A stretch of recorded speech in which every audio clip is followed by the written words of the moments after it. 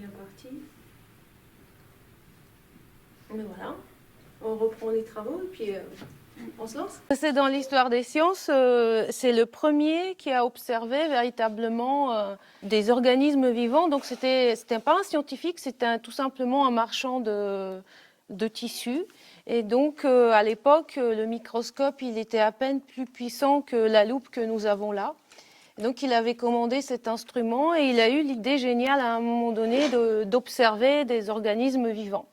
Et là, il fait des découvertes extraordinaires parce qu'il avait un sens de l'observation et une opiniâtreté, enfin il faut le dire, assez conséquente. Donc il a découvert les spermatozoïdes, qu'il a appelés les animalcules, je ne sais quoi, et les protozoaires, etc. Et donc il a commencé à les dessiner pour prouver leur existence. Donc en fait, on désigne une chose par un mot pour se l'approprier. Et on la dessine aussi pour se l'approprier. C'est pour ça que Deleuze va dire que l'histoire naturelle n'est que l'appropriation du visible. Ensuite, cet appareil va tomber dans les mains de Robert Hooke. Lui, il est un véritable scientifique. Donc vous savez qu'à l'époque, au XVIe siècle, le scientifique savait tout faire. C'était à la fois un physicien, un naturaliste. Et surtout, il savait très très bien dessiner. Et il va améliorer le microscope. Là, vous avez son croquis. Donc, Robert Hooke va développer l'instrument au point de pouvoir aller beaucoup plus en profondeur dans les matières vivantes. Et il va s'inspirer énormément des gravures de son temps. Donc, il a énormément de livres de Dürer et il pratique lui-même le dessin. Il va mettre en place un procédé d'observation des micro-organismes comme si qu'il s'agissait d'un portrait. Donc en fait, on peut voir là qu'il va éclairer les éléments d'une certaine manière.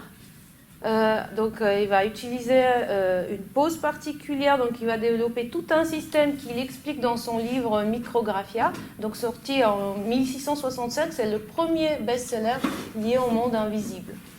Et donc là, il montre des observations très très bien dessinées, mais parce que tout simplement, il maîtrise les techniques du dessin et de la gravure. Voilà le fameux, on en a parlé hier, le fameux tissu de liège qui a donné la naissance du mot cellule, par évocation, par analogie avec la cellule monacale.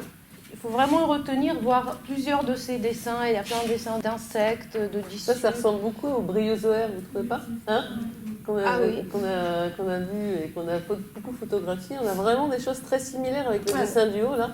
C'est vrai. Et donc ça, c'est quoi, en fait? C'est représenté. C'est marqué... Alors là, je ne sais plus, c'est un tissu... ouais. Bon, ça doit être un tissu végétal, non? Oui, végétal, oui. Et donc là, il utilise beaucoup le clair-obscur, les contrastes. En fait, on ne voit pas naturellement les choses de cette façon, mais lui, il va exagérer en dessin pour pouvoir montrer... À l'époque, il n'y avait pas encore de photographie, donc c'est vraiment les premières visions du monde invisible. On les doit à Robert Hooke. Un autre scientifique très célèbre qui avait un attrait pour le dessin et la peinture, c'est Louis Pasteur. Je crois qu'on a parlé de lui hier. Et donc lui, il réalisait des portraits au pastel quand il était jeune, jusqu'à 16 ans. Il a réalisé une quarantaine d'œuvres, surtout des portraits de l'époque. Donc vous voyez, c'est très austère quand même, mais grâce à lui, enfin, il nous a rapporté les personnages avec leur psychologie. Là, je n'ai pas traduit du bulgare, c'est une sœur, la sœur Constance, voilà, 1839. Donc vous voyez, je n'ai pas d'autres portraits de lui de dessin, mais ensuite, il a choisi la voie de la science, heureusement pour nous, mais le dessin va l'accompagner tout au long de sa carrière. À un moment donné, je crois qu'il a travaillé sur les fermentations, c'est ça. Et ça, ce sont les dessins, une série de dessins que j'ai récupérés de l'Institut Pasteur, qu'il a réalisé dans le cadre de ses expériences sur les vins. Et on voit qu'on peut presque les considérer comme une œuvre d'art, puisque si on n'avait pas le contexte scientifique, on pouvait très bien les prendre pour une œuvre abstraite. Vous voyez, c'est assez beau, Et ça ressemble aussi à des planètes, à ce que faisait Lucas, qui est absent, voilà, le lien entre microcosme et macrocosme. Oui, en fait, il y a toute une partie cachée de ces recherches scientifiques qui sont liées au dessin. Et puis, il y avait un dessinateur attitré qui réalisait pour lui tous les jours des dessins des micro-organismes qu'il observait. Donc ça, c'est une série de ce temps historique, réalisée avec le dessinateur et Louis Pasteur aussi. C'est assez génial, hein. Voilà. Celle d'avant, c'est impressionnant. Celle-ci, là par contre, oui, là on dirait presque une œuvre abstraite. Ouais, Donc vous voyez les frontières entre le dessin scientifique et l'œuvre graphique, elle est très très mince et c'est une question finalement de regard et de contexte. Puisque si on sort, on dirait du Kandinsky. Ouais. Vraiment. Mais Kandinsky justement lui-même, il s'est inspiré des micro-organismes. Il a observé, il a été très influencé par les premières observations. C'était l'époque où on découvrait ce monde-là. Donc beaucoup de ces abstractions sont liées à ce qu'on a découvert à l'époque. Vous voyez, là, c'est totalement... Puis le dessin continue à le suivre tout au long de sa carrière. Vous savez qu'il a gagné contre Puchet, c'est ça? Il y avait une querelle et puis Pasteur a enterré la théorie de la génération spontanée. Voilà, qui a traîné pendant des siècles, et qui Pasteur a enterré. Et puis, il a prouvé voilà, qu'elle était sans fondement, mais pour ce faire, il a présenté des planches de dessin. Donc là, vous les voyez. Donc, ces expériences étaient... là, on ne voit pas très bien parce que l'image n'est pas nette, mais il a expliqué... Donc, le dessin sert à expliquer ce que l'on fait. Là, c'est très important pour les scientifiques. Donc, il a présenté des planches de dessin pour montrer ses expérimentations. Ernest Haeckel, donc, celui qui a lancé le terme écologie, qui est un très grand dessinateur. Et hier, tu parlais de la mosaïque. On va voir comment ces dessins d'observation des formes naturelles ont pu influencer tout l'art nouveau, au point où il apparaît dans Wikipédia comme un pionnier de l'art nouveau, plutôt que comme un scientifique, sur certains aspects. Et là, par exemple, on voit le lien entre l'architecture et les observations des radiolaires. Donc là, c'est René Binet qui s'inspire d'un dessin de Haeckel sur les radiolaires. Là, je ne vais pas rentrer dans les détails. Il y a encore eu un débat scientifique entre Haeckel. Voilà, c'était un dessin truqué d'embryon qui lui a causé beaucoup de peine. Ramon y Cajal, c'est mon dessinateur et scientifique préféré. Donc lui, il nous dévoile toute la cartographie des neurones. Et donc ces dessins sont vraiment d'une beauté, d'une valeur esthétique indéniable. Mais ils ont aussi une valeur scientifique au point où ils sont étudiés encore dans les bouquins de médecine par les étudiants jusqu'à nos jours. Donc vous voyez, il est décédé en 1934 et ses dessins sont toujours d'actualité sur le plan scientifique. Mais moi, je les vois surtout comme des œuvres d'art. Donc vous voyez la maîtrise du crayon, du geste, la précision des observations. Hier, vous avez parlé du pan.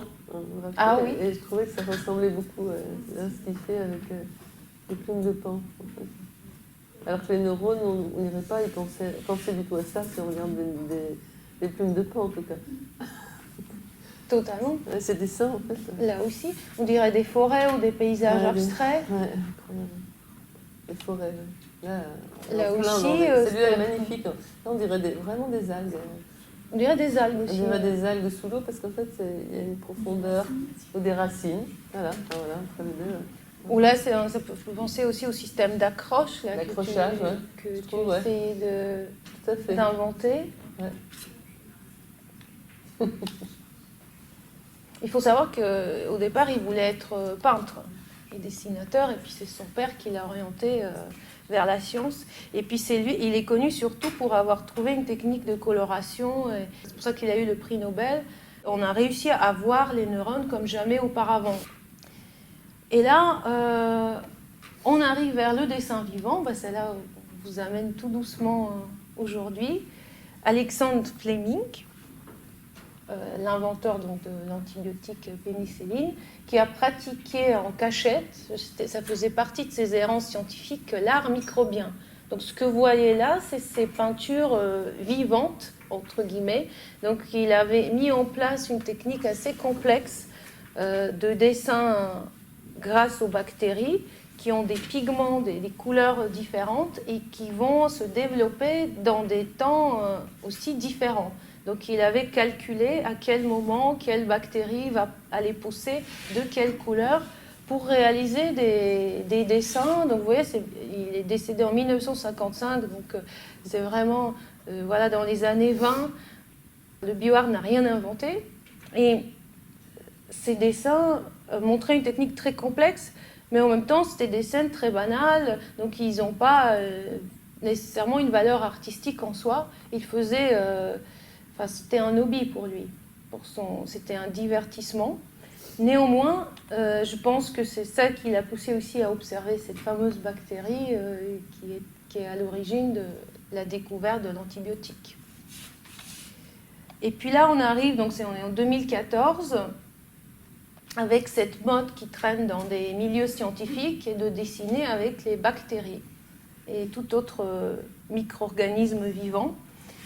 C'est une Bulgare qui est venue à Nantes, Rosita Tashkova, était en stage à l'université de Nantes et pour s'amuser un soir, elle a dessiné ce sapin de Noël. Donc c'était en 2014, à Noël, et elle l'a envoyé pour s'amuser à une société américaine de microbiologie et qu'ils ont trouvé ça génial et donc ils ont lancé un concours et depuis tous les ans, les microbiologistes du monde entier dessinent avec des micro-organismes. Voilà, et c'est devenu un peu une mode. Voilà, mais maintenant, on peut voir la différence entre une œuvre d'art et puis un dessin réalisé par des bactéries. La différence, c'est que l'œuvre pose une question de recherche. Voilà, ce qu'on a fait hier... donc c'est pas simplement, l'artiste n'est pas simplement un faiseur d'images, quelqu'un qui va dessiner quelque chose pour faire joli, mais qui va, à travers son travail, poser une véritable question de fond, une question de recherche, et si possible, au croisement de l'art et de la science. Et je vais vous montrer 2, 3 ou 4 exemples de dessins vivants qui font partie de projets interdisciplinaires. Donc là, c'est une œuvre que j'ai réalisée justement avec la même microbiologiste, Rosita Tashkova, qui m'a appris cette technique de dessin aux bactéries. À la place du pinceau, donc on va utiliser une aiguille, comment ça s'appelle ? Une anse. Une anse. Je vous en avais, voilà. Il faudrait qu'on ait ça. Lundi, on était des anses en plastique bleu.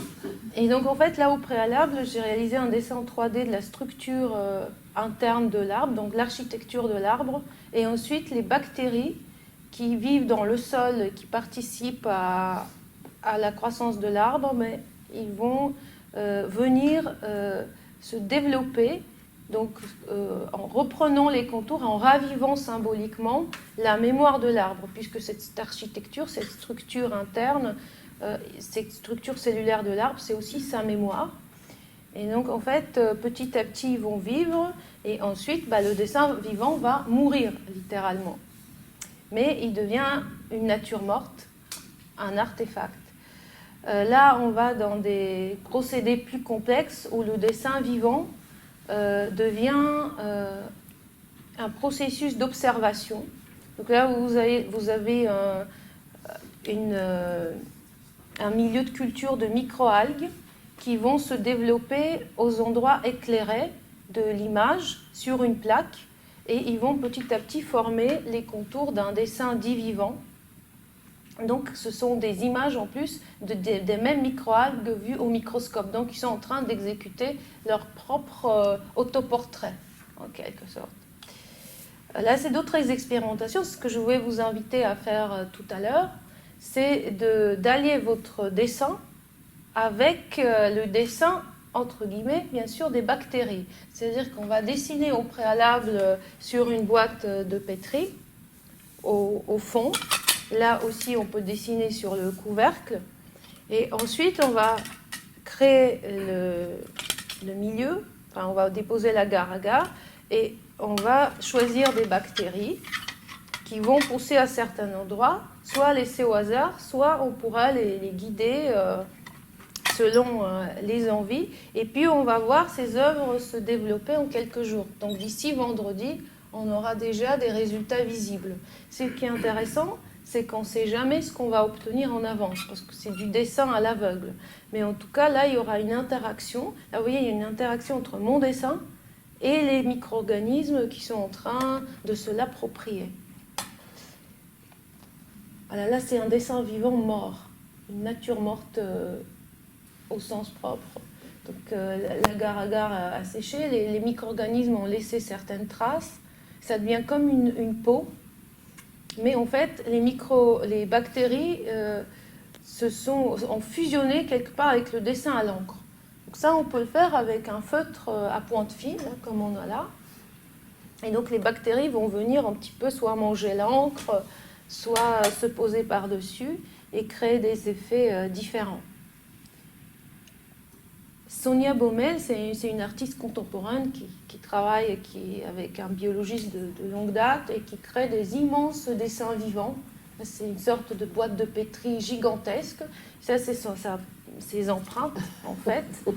Et donc, les bactéries qui sont en train de pousser au fur et à mesure. Je ne sais pas ce qu'ils font quand ça doit être assez compliqué. Le microbiote de la peau. Oui, c'est le microbiote de la peau. Ouais. Donc, elle essaye de rendre visible sa propre identité, oui, du microbiote. Joanna Ricou qui réalise donc ce qu'elle appelle les portraits de bactéries. Donc elle prélève des échantillons, des nombrés, je crois, de plusieurs personnes. Et donc elle les fait pousser sur des boîtes de pétri et à chaque fois ça donne des images vivantes différentes. Donc elle essaye de montrer de cette façon la diversité entre les humains. Et puis un dernier travail qui m'intéresse beaucoup, c'est Lie Giraud avec le biologiste Claude Yepermian, qui a inventé un procédé qu'elle a appelé algéographie. Et c'est une sorte de méthode pour obtenir une photographie avec des microalgues photosensibles. En fait, les microalgues vont se déposer aux endroits éclairés, vous voyez ici, et petit à petit, une image va apparaître. Ça peut prendre 3-4 jours. Et ensuite, ce qu'ils essayent de faire avec ce biologiste, c'est de la stabiliser. Comment ils essayent de faire ça? C'est très compliqué, parce que qui dit vie, généralement, pense au mouvement. Là, ils essayent de ralentir le métabolisme de ce pauvre micro-organisme pour qu'il est dans un état, je dirais, de stagnant, on peut dire de sommeil. Et donc comme ça, il fixe l'image. Après, c'est une autre approche. Moi, par exemple, et un petit peu comme Ricou, et ici aussi, on laisse les micro-organismes se développer de manière naturelle. Donc en fait, on ne veut pas intervenir dans leur processus, dans leur génétique, etc. Ben voilà. Et donc là, notre proposition, c'est pour celles et ceux qui le souhaitent, c'est de faire une expérimentation autour du dessin vivant. Donc on a des boîtes de pétri. Donc toujours partir de votre question pour créer une image en dessin et puis voir comment les bactéries vont interagir avec.